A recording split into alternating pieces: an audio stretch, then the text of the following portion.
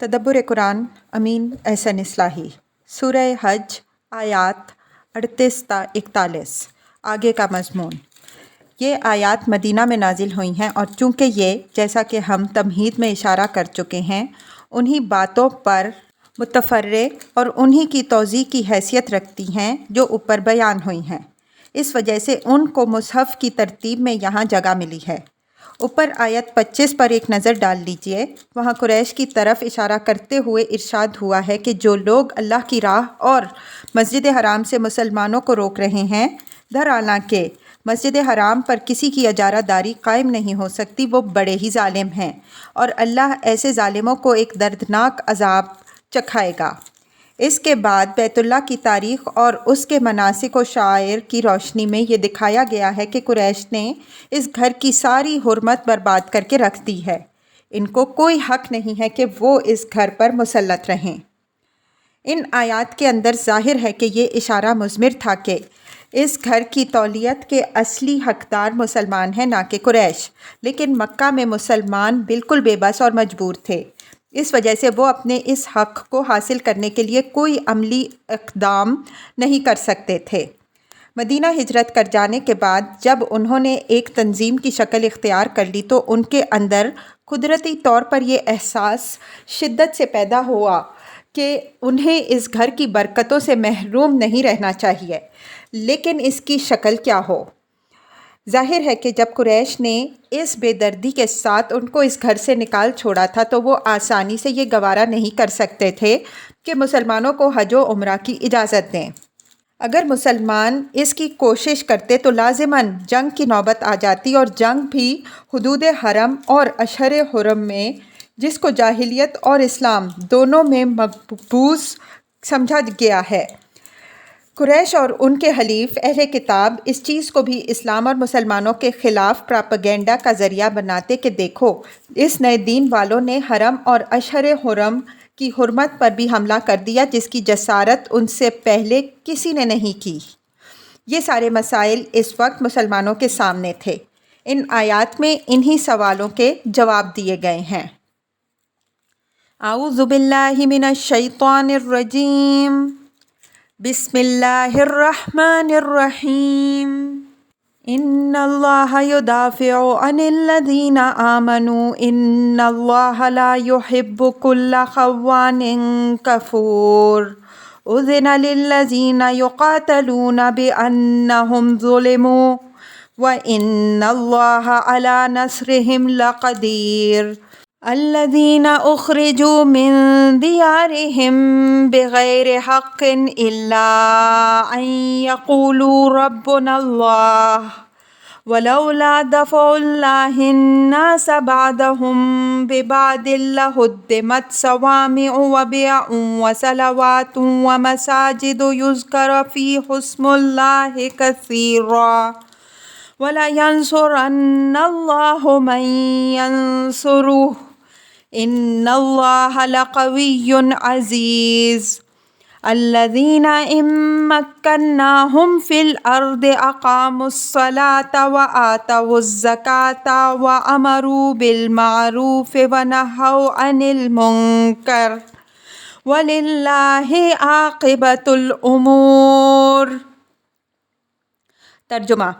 بے شک اللہ مدافعت کرے گا ان لوگوں کی جو ایمان لائے۔ اللہ ہرگز بدعہدوں اور ناشکروں کو پسند نہیں کرتا۔ جن سے جنگ کی جائے ان کو جنگ کرنے کی اجازت دی گئی بوجہ اس کے کہ ان پر ظلم ہوا، اور بے شک اللہ ان کی مدد پر پوری طرح قادر ہے۔ جو مظلوم اپنے گھروں سے بے قصور محض اس جرم پر نکالے جاتے ہیں کہ وہ کہتے ہیں کہ ہمارا رب اللہ ہے، اور اگر اللہ لوگوں کو ایک دوسرے سے دفع نہ کرتا رہتا تو تمام خانقاہیں، گرجے، کنیسیں اور مسجدیں جن میں کثرت سے اللہ کا نام لیا جاتا ہے ڈھائے جا چکے ہوتے، اور بے شک اللہ ان لوگوں کی مدد فرمائے گا جو اس کی مدد کے لیے اٹھیں گے۔ بے شک اللہ قوی اور غالب ہے۔ یہ لوگ ہیں کہ اگر ہم ان کو سرزمین میں اقتدار بخشیں گے تو وہ نماز کا اہتمام کریں گے، زکوٰۃ ادا کریں گے، معروف کا حکم دیں گے اور منکر سے روکیں گے، اور انجام کار کا معاملہ اللہ ہی کے اختیار میں ہے۔ الفاظ کی تحقیق اور آیات کی وضاحت۔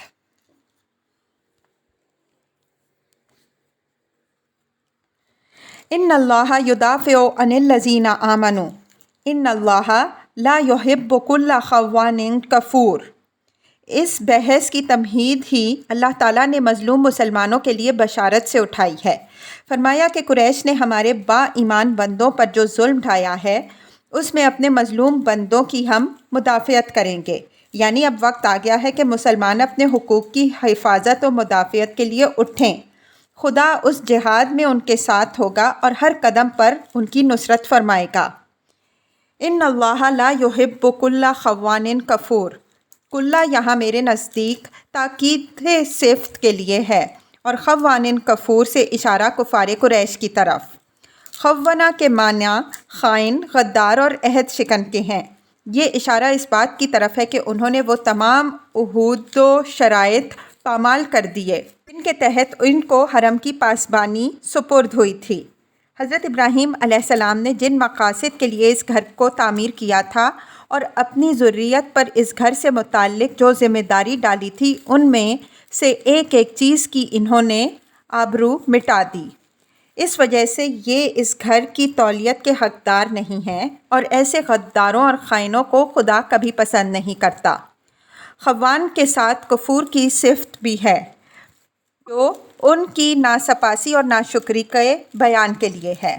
سورہ بقرہ کی تفسیر میں ہم وضاحت سے بیان کر چکے ہیں کہ قریش کو پورے عرب میں مذہبی پیشوائی اور سیاسی اقتدار کا جو مقام بلند حاصل ہوا وہ تمام تربیت اللہ کی بدولت حاصل ہوئی، لیکن وہ بجائے اس کے کہ اس نعمت کی قدر کرتے اور اپنے رب کے شکر گزار بنتے، اس گھر پر اپنی اجارہ داری قائم کر کے اس کے نام پر حقوق تو سارے حاصل کرتے رہے، لیکن خود اس کے حقوق و فرائض نہ صرف یہ کہ بالکل بھول بیٹھے بلکہ ان کے بالکل برعکس اقدامات سے اس گھر کی ساری عزت انہوں نے خاک میں ملا دی۔ فرمایا کہ ایسے غداروں اور ناشکروں سے خدا کا کیا تعلق؟ خدا ایسے خائنوں اور ناسپاسوں کو کبھی پسند نہیں کرتا۔ لا یحبو سے مقصود یہ ہے کہ خدا ایسے بدعہدوں کو مقبوض رکھتا ہے۔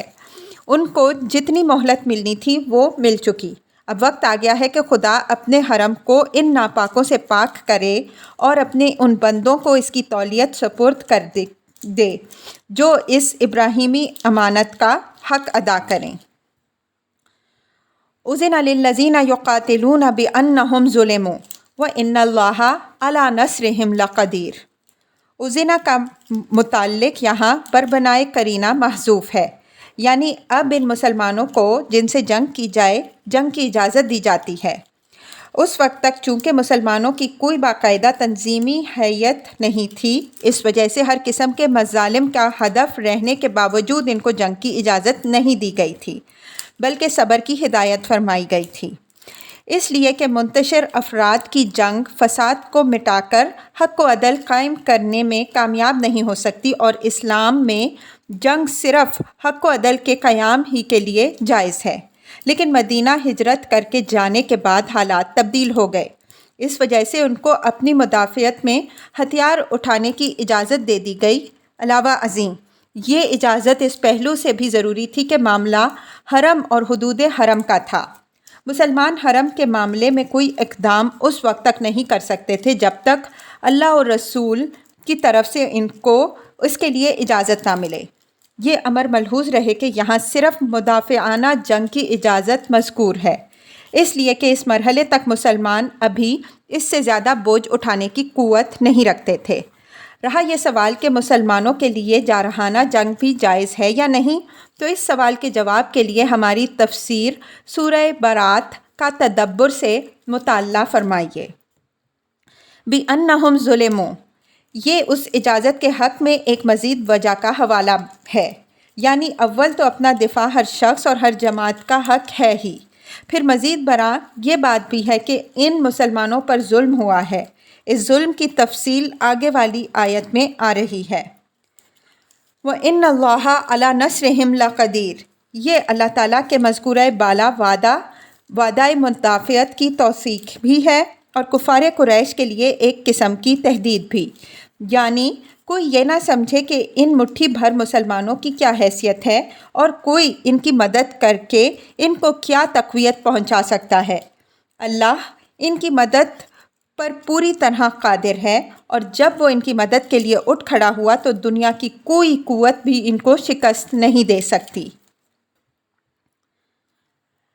الذین اخرجوا من دیارہم بغیر حق الا ان یقولوا ربنا اللہ ولولا دفع اللہ الناس بعضهم ببعض لہدمت صوامع وبیع وصلوات ومساجد یذکر فیہا اسم اللہ کثیرا وَلَيَنْصُرَنَّ اللَّهَ مَنْ يَنْصُرُهُ وَلَيَنْصُرَنَّ اللَّهُ مَنْ يَنْصُرُهُ إِنَّ اللَّهَ لَقَوِيٌّ عَزِيزٌ۔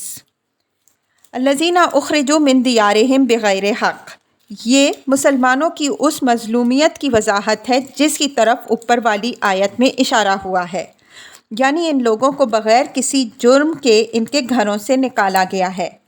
اس اسلوب بیان میں وہ تمام مظالم و شدائد آپ سے آپ آ گئے ہیں جن میں مسلمان مبتلا کیے گئے، اس لیے کہ کوئی اپنے وطن اور اپنے گھر کو اس وقت تک چھوڑنے پر آمادہ نہیں ہو سکتا جب تک اس پر اس کے وطن کی سرزمین تنگ نہ کر دی جائے۔ الا ان یقولوا ربنا اللہ، یہ نہایت بلیغ فقرہ ہے۔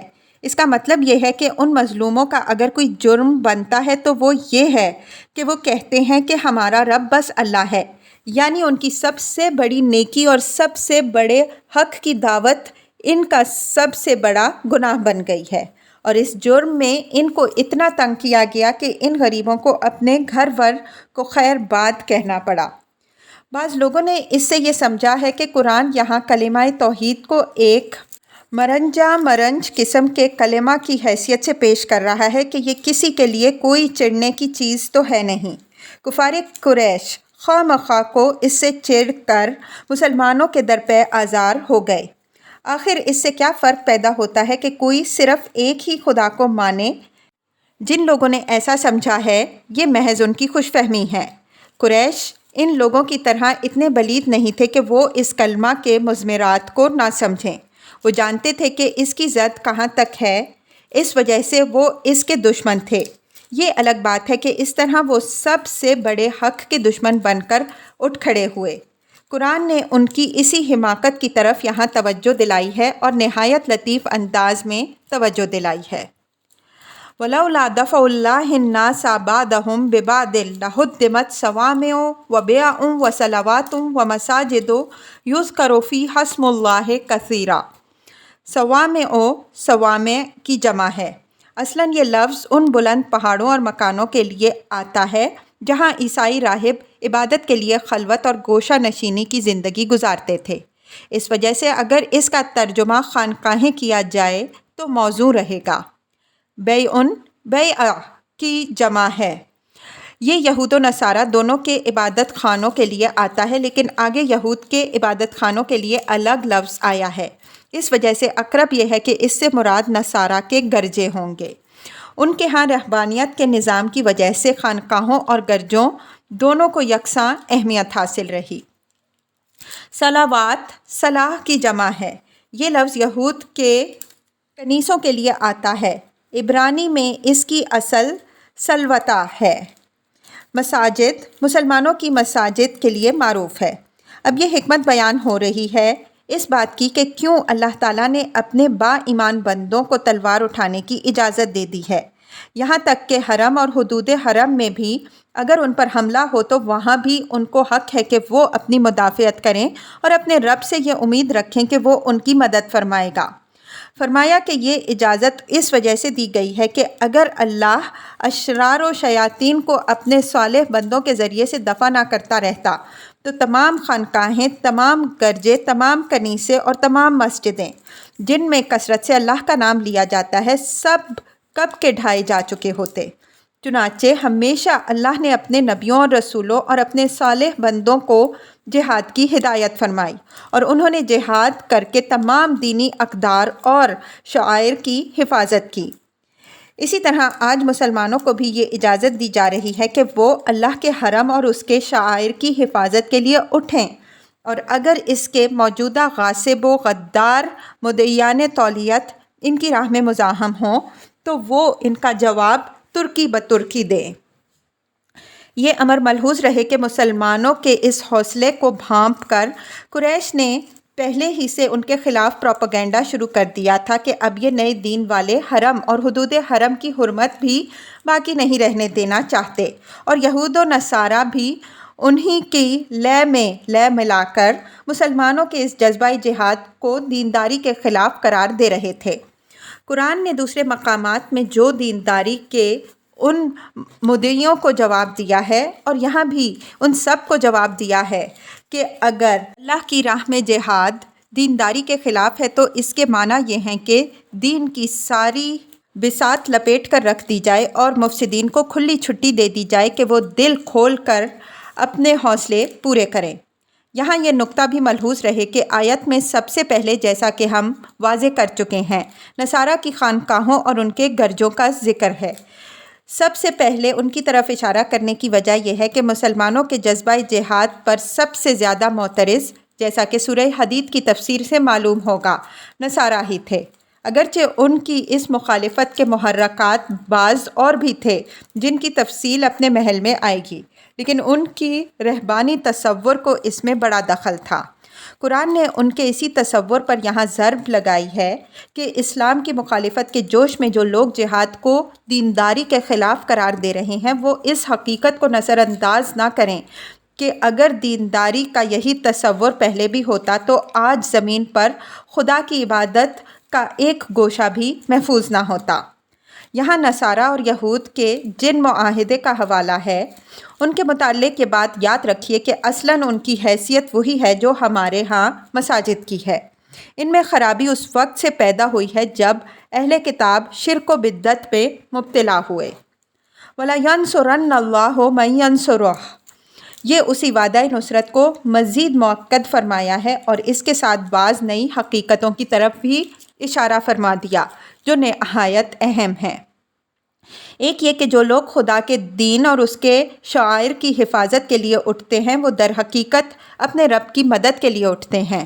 اس وجہ سے خدا کے لیے یہ ضروری ہے کہ وہ اپنے ان بندوں کی مدد فرمائے جو اس کی مدد کے لیے اٹھے ہیں۔ دوسری یہ کہ خدا کی مدد ہمیشہ ان لوگوں کے لیے ظہور میں آتی ہے جو حق کی راہ میں خود اپنا فرض ادا کرنے کے لیے اٹھ کھڑے ہوتے ہیں۔ خدا ان لوگوں کی مدد نہیں کرتا جو بنی اسرائیل کی طرح یہ چاہتے ہیں کہ خدا ان کے لیے میدان جیت فتح کر لے اور تخت حکومت بچھا دے، تب وہ جا کر اس پر براجمع ہو جائیں گے۔ ان اللہ لقوی عزیز میں بھی کئی پہلو ہیں۔ خدا قوی و عزیز ہے، اس وجہ سے وہ کسی کی مدد کا محتاج نہیں۔ جو لوگ اس کی مدد کرتے ہیں وہ در حقیقت خود اپنے لیے خدا کی مدد کی راہ کھولتے ہیں۔ مسلمان اپنی قلت تعداد اور دشمن کی بھاری جمعیت سے ہراساں نہ ہوں۔ جو خداوند ذوالجلال ان کی پشت پناہی کا وعدہ کر رہا ہے وہ قوی و عزیز ہے۔ کفار مسلمانوں کی موجودہ حالت کو دیکھ کر اس غلط فہمی میں مبتلا نہ رہیں کہ یہ چند لوگ بھلا کیا بھاڑ پھوڑیں گے، یہی قطرے اب طوفان بنیں گے، اس لیے کہ ان کو خدا کی نصرت و حمایت حاصل ہے اور خدا قوی و عزیز ہے۔ الذین ان مکناہم فی الارض اقاموا الصلاۃ وآتوا الزکاۃ وامروا بالمعروف ونہوا عن المنکر وللہ عاقبۃ الامور۔ الارض سے مراد جس طرح رعد 41 اور انبیاء 44 میں ارض مکہ ہے، اسی طرح قرینہ دلیل ہے کہ یہاں بھی اس سے مراد ارض مکہ ہے، اس لیے کہ یہاں جس جہاد کی اجازت دی گئی ہے اصلاً اس کا تعلق ارض حرم ہی کی آزادی و تطہیر سے ہے۔ فرمایا کہ اس کے موجودہ غاصب اجارہ داروں نے تو اس حرم کے وہ تمام مقاصد برباد کر دیے ہیں جس کے لیے حضرت ابراہیم علیہ السلام نے یہاں اپنی ذریت کو بسایا تھا۔ البتہ اگر ہم اپنے ان بندوں کو اس سرزمین میں اپنی تائید و نصرت سے اقتدار بخشیں گے تو یہ اس کے تمام مقاصد کو اثر نو بروئے کار لائیں گے۔ یہ نماز کا اہتمام کریں گے، زکوٰۃ ادا کریں گے، نیکی کا حکم دیں گے اور برائی سے روکیں گے۔ بقرہ کی آیات 124 تا 128 پر ایک نظر ڈال لیجئے۔ بعینیہ یہی مقاصد ہیں جن کے لیے اللہ تعالیٰ نے اس سرزمین کو حضرت ابراہیم علیہ السلام اور اسماعیل علیہ السلام کا مرکز بنایا تھا، اور آیت کا اسلوب بیان خود اس حقیقت کو ظاہر کر رہا ہے کہ قریش نے یہ تمام مقاصد برباد کر دیے ہیں۔ دنیا میں مسلمانوں کے اقتدار و تمکن کی پہلی بشارت یہی ہے جس کا آغاز حرم کی سرزمین سے ہوتا ہے، جس کی نسبت ہم اوپر عرض کر چکے ہیں کہ اس کی حیثیت ملت کے قلب کی ہے۔ اسی کے صلاح و فساد پر تمام ملت کے صلاح و فساد کا انحصار ہے۔ بعینیہ یہی فریضہ مسلمانوں پر ہر اس سرزمین کے لیے عائد ہوتا ہے جہاں اللہ تعالیٰ ان کو اقتدار بخشے۔ اگر وہ یہ فریضہ ادا نہ کریں تو خدا کے نزدیک جس طرح دوسروں کا تسلط ناجائز ہے، اسی طرح ان نام نہاد مسلمانوں کا تسلط بھی ناجائز ہے۔ نماز اور زکوٰۃ، جیسا کہ ہم مختلف مقامات میں واضح کر چکے ہیں، تمام شریعت کے لیے بمنزلہ شیرازہ ہیں۔ اگر ان کا ذکر ہو گیا تو گویا پوری شریعت کا ذکر ہو گیا۔ معروف و منکر پر بھی تفسیر سورہ بقرہ میں تفصیل سے گفتگو ہو چکی ہے۔ بعض سادہ لوح یہ سوال کرتے ہیں کہ جب قرآن نے معروف پر عمل کرنے کی اجازت دی ہے تو اس کے معنی یہ ہیں کہ ہر گروہ اور ہر قوم کے لوگ اپنے اپنے معروف پر عمل کرنے کے لیے آزاد ہیں۔ ان لوگوں کو معلوم ہونا چاہیے کہ زندگی کے جن شعبوں میں خود خدا اور رسول نے معروف و منکر کو معین کر دیا ہے، ان میں سے کسی کو یہ حق حاصل نہیں ہے کہ وہ خدا کے بنائے ہوئے معروف کو منکر اور اس کے منکر کو معروف بنائے۔ البتہ شریعت کے حدود کے اندر رہتے ہوئے ہر قوم و ملک کے لوگ اپنے معروف پر عمل کے لیے آزاد ہیں۔ وَلِلَّهِ عَاقِبَةُ الْأُمُورِ، یہ مسلمانوں کو بشارت ہے کہ ابھی آغاز کار ہے، اس وجہ سے حالات مشتبہ اور انجام پردے میں ہیں۔ ممکن ہے تم کو بھی اور دوسروں کو بھی یہ تمکن کی بشارت مستبد معلوم ہو رہی ہو، لیکن انجام کار اللہ ہی کے اختیار میں ہے۔ وہ جو کچھ کرنا چاہتا ہے کر کے رہے گا۔